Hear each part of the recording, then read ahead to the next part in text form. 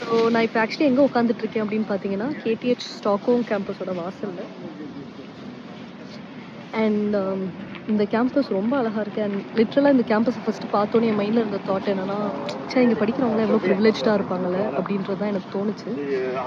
Actually நான் நிறைய quotes பார்த்துருக்கேன் இந்த மாதிரி. இஃப் நீங்கள் வந்து லைக் பிறக்கிறப்ப நீங்கள் புவராக பிறந்தீங்கன்னா அது உங்கள் தப்பு இல்லை, ஆனால் when you die like if you die poor then அப்போ அது உங்கள் தப்பு தான். இந்த மாதிரி கோட்ஸ்லாம் நான் பார்த்துருக்கேன். பட் த ட்ரூத் என்ன அப்படின்னா like we are not running the same race, right?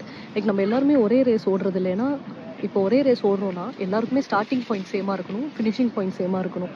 But அது ரியாலிட்டியில் அது கிடையாது.